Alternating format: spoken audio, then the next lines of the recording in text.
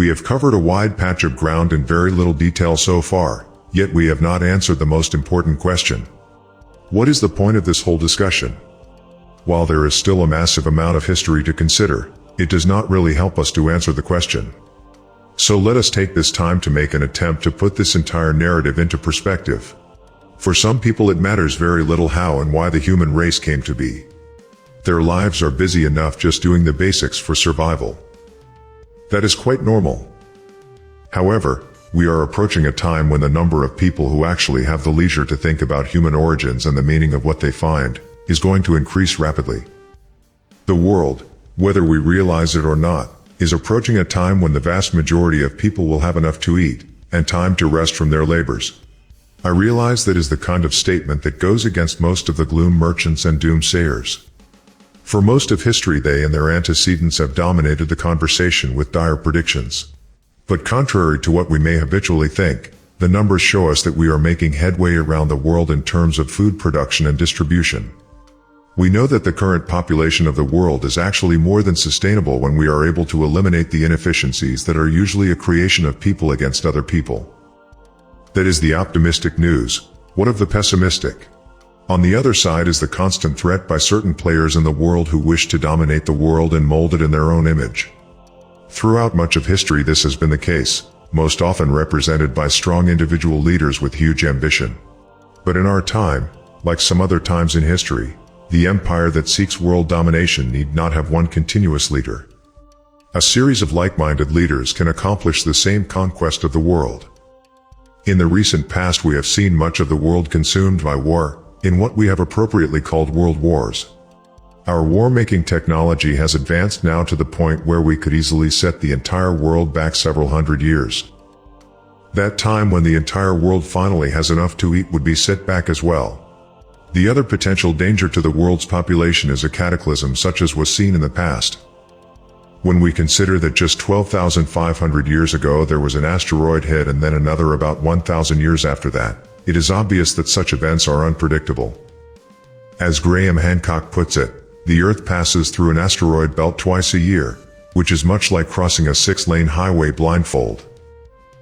The point I wanted to make when we talk about these objects coming in at 70,000 miles an hour, they are packing an enormous amount of kinetic energy and heat, and when they hit the ground, there are distinct products left in the soil, and those include nanodiamonds. They're created by the shock and the impact. You can only see them, they're under a microscope. They're tiny, tiny, tiny things, and carbon spherules, and the melt glass, which is just basically identical to trinitite, which is the melt glass that you get from nuclear explosions. They're called impact proxies, and there's a distinct layer of the soil all around the world dated to 12,800 years ago, which contains this stuff and also contains the evidence of continental wildfires burning. The world on fire.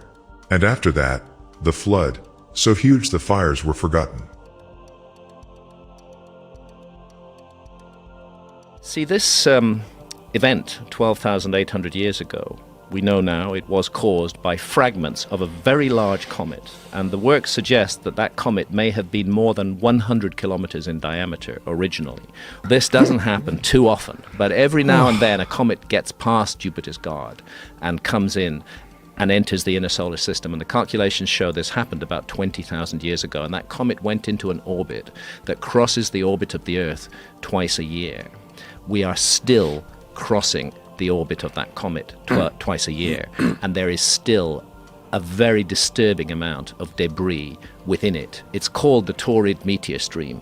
We've actually just finished our latest passage through the Taurid meteor stream.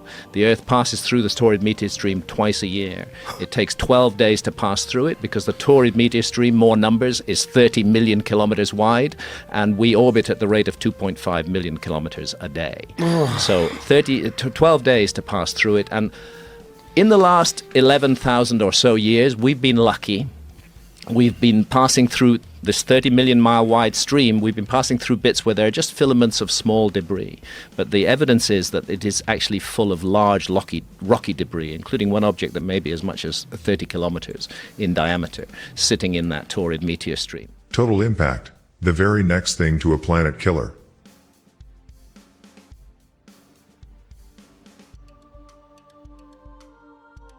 So it's like, I compare it to like strapping on a blindfold and crossing a 6-lane highway and just hoping that you don't get hit by a truck. You know, that's what it comes down to. And we've been lucky so far. And so, will our luck run out? There are those who can make the calculations.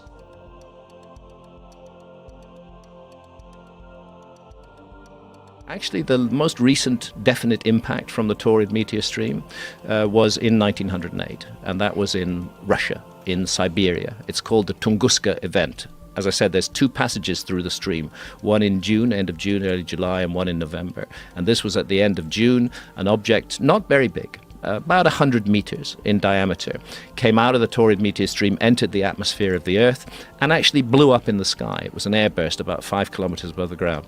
It flattened 80 million trees across 2,000 square kilometers. I'm sorry, I keep using kilometers That's rather than fine. miles. 2,000 square kilometers of the Earth's surface. That's an area about the size of the city of London. If that impact had happened over an inhabited area, hundreds of thousands of people would be killed. And we would all be paying much more attention to the Taurid meteor stream today than we are presently doing. We should be paying attention to it. Indeed, we should be paying attention. Yet, we have heard that many, if not all, of the chunks of debris come at the Earth from the general direction of the Sun. That clearly makes them hard to detect from Earth. It means that we have little or no warning. But here is where this all gets interesting. We know from the history of the Anunnaki that they knew about the event of 12,500 years ago, before it happened.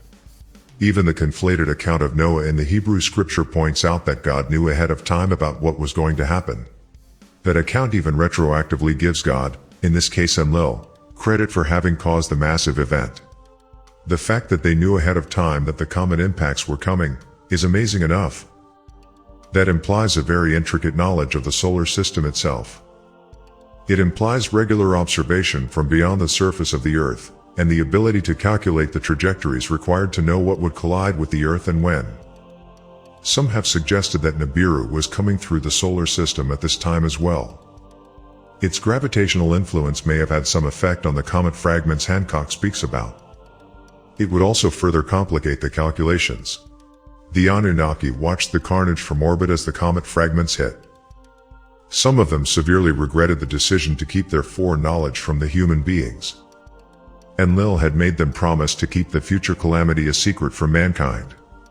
He wanted to see the end of humanity. As the scripture rightly points out, he regretted that he had made them. However, in Enlil's case, he actually only approved the making of human beings. It was Enki that did the making, with the help of Ninmah and Nin-Gish-Zeta. But now, as they watched, not only were the human beings washed away, but so too was the god lifestyle they had become accustomed to. Create an intelligent being but lesser than yourself, and force it into servitude and call yourself God. That's a life that anyone could get used to. Now they would have to fend for themselves once more. Just like it was when they arrived. Enlil was happy that humanity was gone until they brought the ship down near Ararat, the highest peak near to their former home. He smelled the scent of cooking flesh and he remembered how life had been. He went to investigate and found Ziusudra, otherwise known as Noah, burning an offering. He was hungry for meat and at the same time angry that Enki had warned Ziusudra, as he had given his word not to do. Enki mollified him, and so, as we pointed out in other episodes, Enlil had a change of heart and later began to cultivate his own people. In the scripture, he even went as far as to say that the world would never again be destroyed by flood. The Anunnaki have no record of that promise specifically, and even had it been made, the likely substance of the promise would have been something to the effect of saving humanity. The suggestion that Enlil had created the flood was an idea that came later. There was much lamentation on the part of Ninmah and Inanna, who had come to love the human beings. Ninmah had been an integral part of the creation of humanity from the start. They made assertions that they would not let this happen again. Now, that brings us to a very interesting question. Broadly, as we have asked before, what are their intentions? Are they going to land here again when Nibiru comes back around? That is likely almost 1,000 years off, if my sense of the timeline is correct. If the danger from the comet debris is as great as Graham Hancock believes, the Anunnaki would certainly know about it. In that case, would they leave someone behind in proximity to Earth in order to keep a watch on the Earth? Or is there someone left behind on the Earth?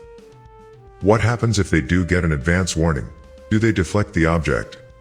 That is a technique that we ourselves have been thinking about. It would be a lot easier to deflect the object than to warn all of humanity.